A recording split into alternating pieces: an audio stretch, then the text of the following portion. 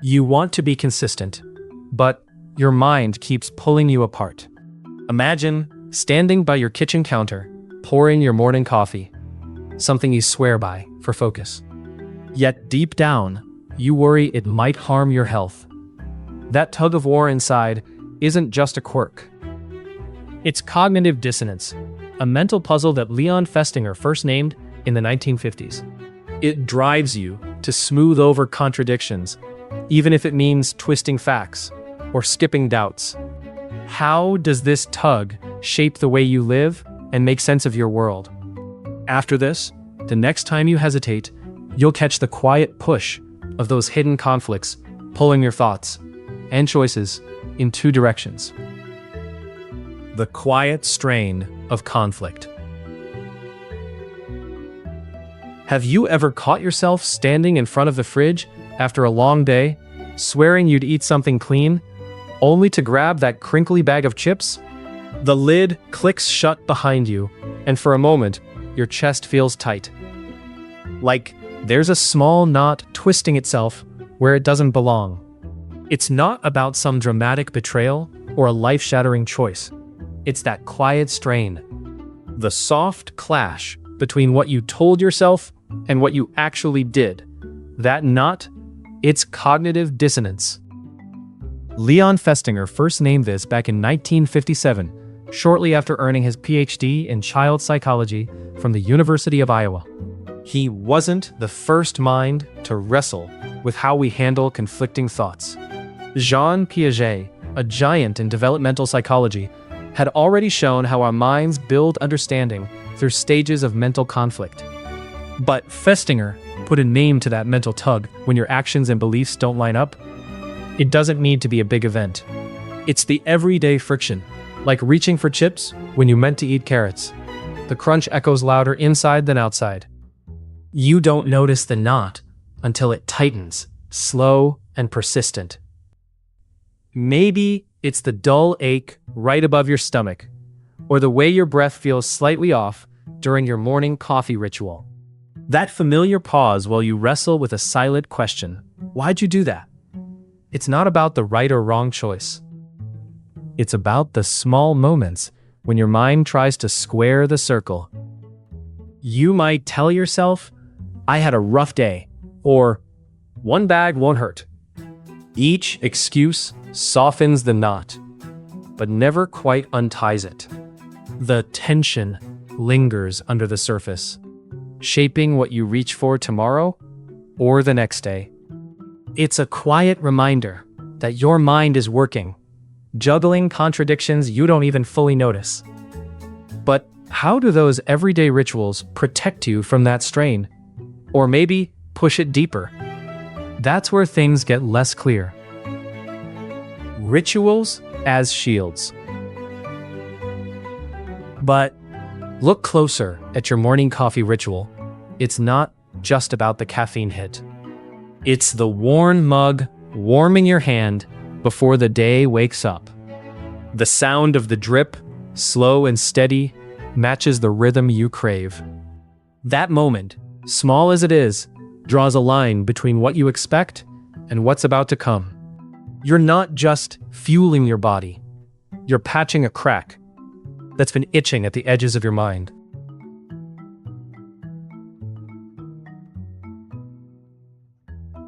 The quiet tug of thoughts that don't quite line up, pulling on your sense of calm. You pour the dark liquid, watch the steam curl. It's a tiny act, repeated daily, but it carries weight. Because when the world outside feels unpredictable, this ritual shapes a fragile order inside you. It's a shield, not against noise or distraction, but against the mental strain that bubbles when your beliefs and actions don't quite match. This strain, named cognitive dissonance by Leon Festinger back in 1957, is the same tension Sigmund Freud hinted at when he explored the hidden conflicts lurking beneath our conscious mind. Picture this for a moment, that you skipped this ritual. Maybe you grab a soda, or nothing at all.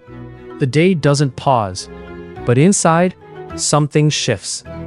The tiny anchor you count on slips, and the tension finds new creases to settle into. These routines aren't just about saving time or effort. They're the quiet workhorses that keep your mind's edges from unraveling. And yet, what happens when those cracks grow too wide? When the coffee no longer calms, and the predictable turns unpredictable? That's the moment when facts refuse to fit, and the real challenge begins. When facts refuse to fit. You scroll the morning news on your phone, a steaming mug forgotten on the kitchen counter. An article pops up, the kind that shakes something in you. It challenges a belief you've held tight for years. You freeze. The words don't just surprise you, they unsettle you. Like a mistuned guitar string, the sound grates in your head. Your mind nudges you to close the tab. Instead, you find yourself skimming, not to understand, but to spot the flaws. The source feels off. The writer's tone too sharp, or maybe the facts aren't quite right. You catch yourself twisting the details, folding them back into the story you already know. It's easier this way. Easier than sitting with the itch of doubt, that nagging discomfort when two truths refuse to align. Suppose your brain as a room where every picture on the wall tells part of your story. Now, imagine someone comes in and hangs a new painting, and that painting doesn't fit the style or color. The room suddenly feels crowded. You could move the picture, change the furniture, or just cover it with a curtain. Most times, you pick the curtain.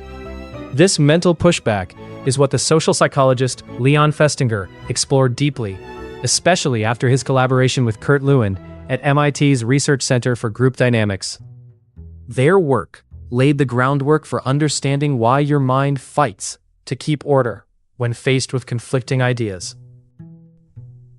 In 1956, Festinger and his colleagues published When Prophecy Fails, a study that captured how people respond when their core beliefs are proven wrong. They found that instead of abandoning their beliefs, people often double down, reshaping their story to ease the tension inside. Your brain is doing the same now, protecting its peace by bending facts or ignoring what doesn't fit. You take a sip of coffee, bitter and warm, grounding you as the tension builds.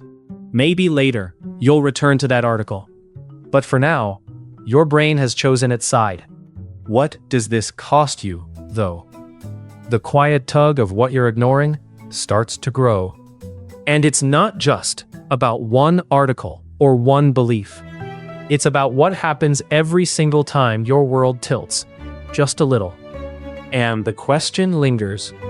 When you choose comfort over truth, what do you lose in the long run? The cost of choosing. Think about the moment you drive your new car home. The engine hums steady beneath you. The leather feels just right. But then you catch yourself scanning the lot for the other models you almost chose. You start picking out tiny flaws in them. A scratch here, a dent there. The sun's glare on the dashboard makes one car's paint look off. The seat fabric in another seems rougher than you first noticed. Somehow, the choice you made is already shining a little brighter. Every time you notice something wrong with the alternatives, your decision whispers that it was the better call. It's not just preference, it's your mind rewriting the story so you don't spiral into doubt every time you glance back. The mental tug pulls you away from regret toward quiet assurance. But this quiet shift isn't just about feeling better. It changes how you see your world, your choices, even yourself. That part, I'm holding back until the close. Effort's hidden price. Now, think about the last time you wrestled with an old bike that wouldn't shift gears right. You spent hours tightening screws, adjusting the brakes, oiling the chain. The sun slipped low, shadows stretching across the garage floor. When it finally rolled smooth, You didn't just see a bike, you saw a trophy. Sweat and stubbornness wrapped up inside that frame. It felt like proof, not just a machine that runs. That's the trick. The more effort you pour in, the more your mind pulls your story into line with that effort. The small payoff. A bike ride down the block, nothing fancy, suddenly swells. Because admitting it wasn't worth your time would sting more than the ache in your hands. This is the kind of mental tug Leon Festinger described when he first named cognitive dissonance. The quiet pressure your brain feels when your actions don't quite match your beliefs.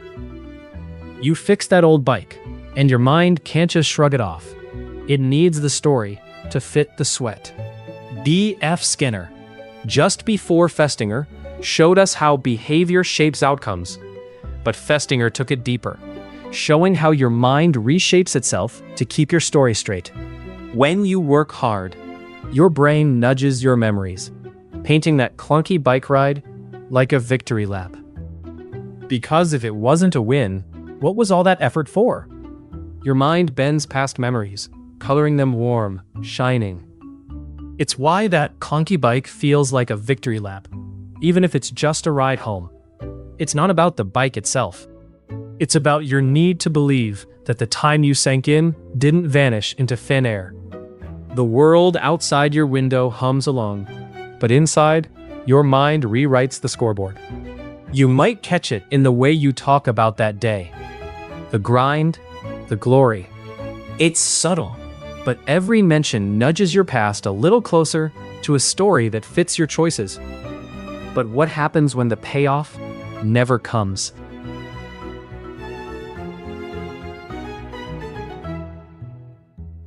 When the effort stretches too thin, or the prize vanishes, that's where the push and pull begins, the part that no one warns you about. One day, you might find yourself holding on to the sweat, even without the trophy, wondering if the bike ever ran at all. Holding the push and pull. Have you ever sat up late, long after the day's noise has gone quiet, and felt a tight knot in your chest? Not from pain, but from a truth you'd rather dodge. Consider this.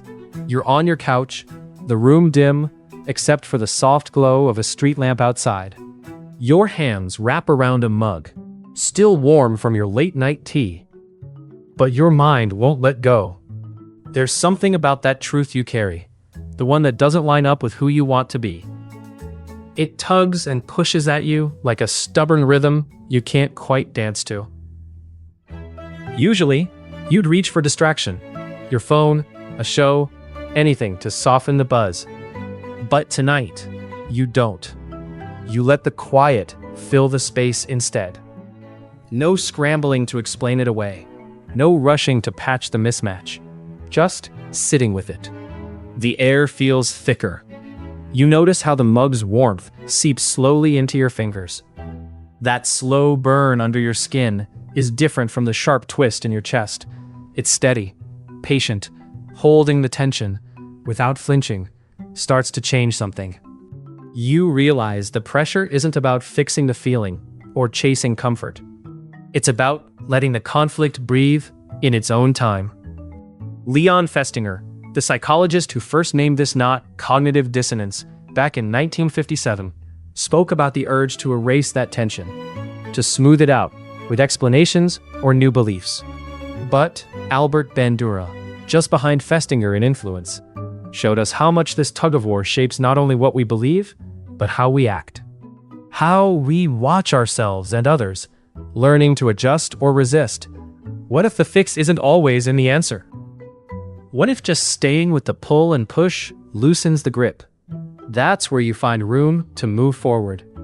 Not pretending the struggle vanished, but not letting it freeze you either. You don't erase the clash. You make space for it. And then something shifts. Cognitive dissonance is quiet but relentless, affecting over 22,000 studies in psychology alone. The question lingers, though. What happens when holding on becomes harder than changing. The night waits for your answer. You want to be consistent, but your mind keeps pulling you apart. Every day, you juggle pieces of yourself that don't quite fit together. Maybe it's a choice you made or a belief you cling to, even when something feels off. Leon Festinger, who in 2002 was ranked the 5th most eminent psychologist of the 20th century by the American Psychological Association, called this quiet struggle cognitive dissonance. It's the mental tug-of-war that happens when your actions and beliefs clash, creating a tension you can't easily shake.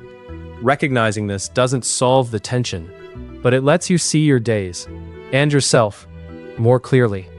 It's like noticing the cracks in a window pane. They don't disappear, but you understand why the light bends the way it does. And tonight, maybe that's enough. Just hold that space with yourself a little longer.